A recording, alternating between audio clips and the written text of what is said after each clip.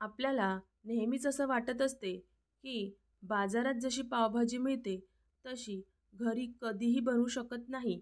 पण आज आपण घरच्या घरी मस्त चमचमीत बाजारसारखी पावभाजी कशी बनवायची ते बघणार आहोत. तर तुम्ही इथे व्हिडिओमध्ये बघूच शकता. पावभाजीची कन्सिस्टन्सी बघा, अगदी परफेक्ट आलेली आहे. चला तर मग वेळ न घालवता रेसिपीला सुरुवात करूया. इथे मी एक छोटा कुकर घेतलेला आहे. सर्वात आधी कुकरमध्ये 1 चमचा बटर टाकून घेऊयात. बटर चांगलं मेल्ट करून घ्यायचं आहे.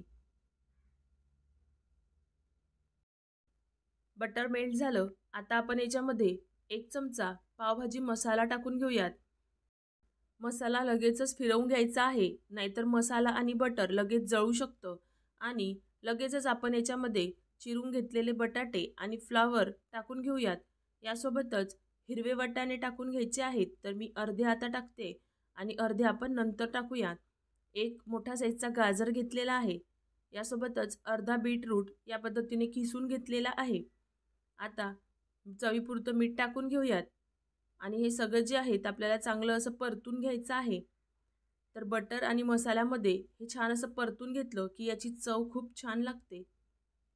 तर याला 2 ते 3 मिनिटं छान असं परतून घेतलेलं आहे. तर आता आपल्याला याच्यामध्ये पाणी घालायचं आहे. तर पाणी खूप जास्त घालायचं नाही. तर मी ते अर्धा ग्लास पाणी घातलेलं आहे. तर बघू शकता असं साईडला केल्यानंतर आपल्याला यातलं पाणी दिसतंय. तर आता आपण 3 ते 4 शिट्ट्या याच्या होऊ द्यायच्या आहेत. तर जोपर्यंत आपला कुकर होतोय तोपर्यंत आपण एक मिक्सरचं भांडं घेतलेलं आहे. याच्यामध्ये लसूण टाकून घेऊयात. यासोबतच आलं टाकायचं आहे आणि मी इथे लाल मिरच्या 2 ते 3 तास भिजत टाकल्या होत्या. ते याच्यामध्ये टाकून घेऊयात. तर बाजारामध्ये जे मिळते त्याच्यामध्ये हे लाल मिरचीची पेस्ट वापरली जाते. तर आता याच्यात थोडंसं पाणी टाकून आपण हे मिक्सरला वाटून घेऊयात. तर इथे बघू शकता मिक्सरला मी हे वाटून घेतलेलं आहे. रंग बघा किती मस्त आलेला आहे. याच्यामुळेच पावभाजीला रंग खूप छान येतो. तर आता कढईमध्ये मी 3 चमचे तेल टाकून घेतलेलं आहे. सोबतच 1 चमचा बटर टाकून घ्यायचं आहे. पावभाजी म्हटलं की बटर थोडं जास्तच जातं. तर आपण नंतर सुद्धा वापरणार आहे. तर आता याच्यामध्ये 1 चमचा जिरं टाकून घ्यायचं आहे. जिरं छान परतून घेऊयात. तर जिरं छान परतून झालेलं आहे. आता याच्यामध्ये बारीक चिरलेला कांदा टाकायचा आहे. तर मी इथे 5 मोठ्या साईजचे बारीक चिरून घेतलेले कांदे घेतलेले आहे. तर कांदे आपल्याला चांगलं असं बारीक चिरून घ्यायचं आहे. नाहीतर तुम्ही चॉपरमध्ये सुद्धा करू शकता. तर आता कांदे सुद्धा आपल्याला परतून घ्यायचे आहेत. तर इथे बघू शकता कांदे मस्त असे परतून घेतलेले आहे. आता याच्यामध्ये शिमला मिरची टाकून घेऊयात. तर मी इथे 2 छोट्या साईजच्या शिमला मिरची या पद्धतीने कट करून घेतलेल्या आहे. सोबतच जे आपण वाटाणे ठेवले होते ते सुद्धा यावेळी टाकून घेऊयात आणि याला चांगलं असं मिक्स करून घ्यायचं आहे. याला सुद्धा 3 ते 4 मिनिटं छान असं परतून घेऊयात. तर आता बघू शकता याचा रंग बघा चेंज झालेला आहे. म्हणजे आपले कांदे आणि शिमला मिरची छान अशी परतून झालेली आहे. आता आपण जी पेस्ट बनवून ठेवली होती ते याच्यामध्ये टाकून घ्यायची आहे. तर लसूण मिरचीची पेस्ट यावेळी टाकून घेऊया आणि याला छान असं परतून घ्यायचं आहे. म्हणजे लसूणचा जो कच्चा वास असतो तो सगळा निघून जाईल. तर याला 2 ते 3 मिनिटं असंच परतून घेऊयात.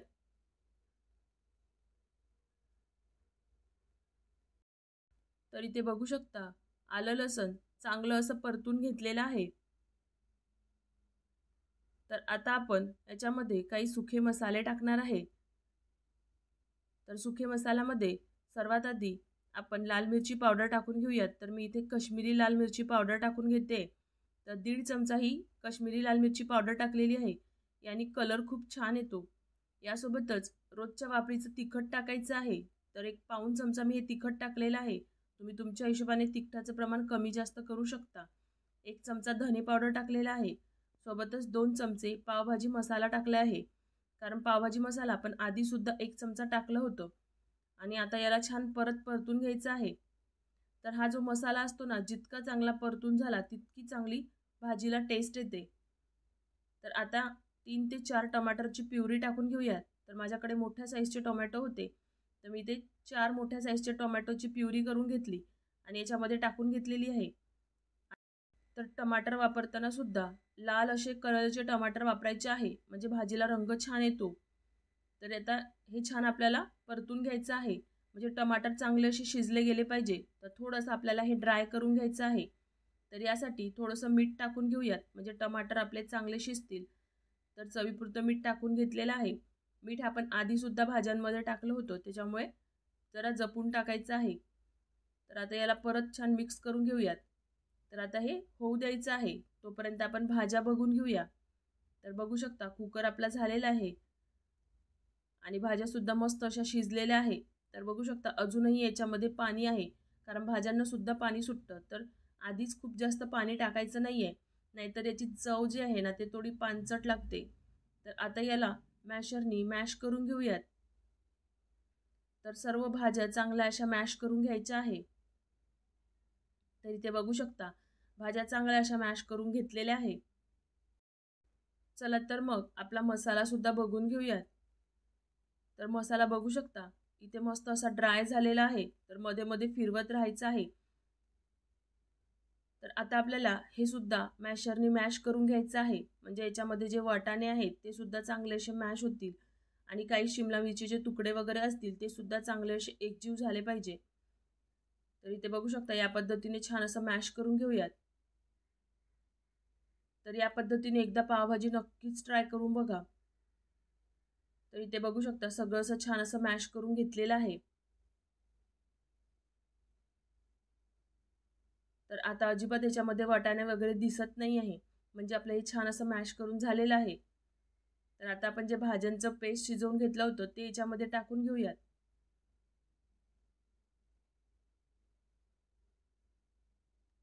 आणि कुकरमध्येच थोडंसं पाणी फिरवून टाकून घेणार आहे आणि परत याला छान असं मिक्स करून घेऊयात। तर हे थोडं घट्ट होतंय, तर आपण याच्यामध्ये परत थोडंसं पाणी टाकून घेणार आहे। तर याला आधी छान असं मिक्स करून घेऊयात। तर इथे बघू शकता आपल्याला हे थोडंसं घट्टसर दिसत आहे, त्याच्यामुळे अर्धा ग्लास पाणी मी परत टाकून घेतलेलं आहे आणि परत याला छान असं मिक्स करून घेऊयात। पावभाजी जशी थंडी झाली तसं अजून घट्टसर होतं, तर तुम्ही तुमच्या हिशोबाने पाणी कमी जास्त करू शकता। तर आता आपण याला झाकून 7 ते 8 मिनिटं गॅसचा फ्लेम लो ठेवून छान शिजवून घ्यायचं आहे। तर या पद्धतीने शिजवून घेतल्यानंतर भाज्या मस्त एकजीव होतात। तर ते बघू शकता 7 ते 8 मिनिटं छान असं शिजवून घेतलेलं आहे। तर आपली चमचमीत पावभाजी अगदी तयार झालेली आहे। तर तुम्हाला वाटलंच तर तुम्ही इथे वरून बटरचा तडका सुद्धा लावू शकता। तर इथे तुम्ही भाजीची कन्सिस्टन्सी बघू शकता, अगदी परफेक्ट झालेली आहे। तर आता याच्यामध्ये बारीक चिरलेली कोथिंबीर टाकून घेऊयात। तर भरपूर अशी कोथिंबीर टाकून घेतलेली आहे। तर परत याला छान असं मिक्स करून घेऊयात। तर ही जी पावभाजी आहे ना, ही 7 ते 8 लोकांना पुरेल इतकी आपण ही बनवलेली आहे। तर याला छान असं मिक्स करून घेतलेलं आहे। तर वरून सुद्धा आपण याच्यामध्ये बटर घालणार आहे। तर 1 चमचा बटर परत घालून घ्यायचं आहे। तर पावभाजी म्हटलं की बटर जाणारच, तर तुम्ही बटर घालण्यामध्ये कंजूसी अजिबात करू नका। तर बटरमुळेच पावभाजीची चव छान लागते। पण जर तुम्ही नाही खात असेल तर तुम्ही स्किपसुद्धा करू शकता। तर मस्त अशी चमचमीत आपली पावभाजी तयार झालेली आहे। एका प्लेटमध्ये काढून घेऊयात।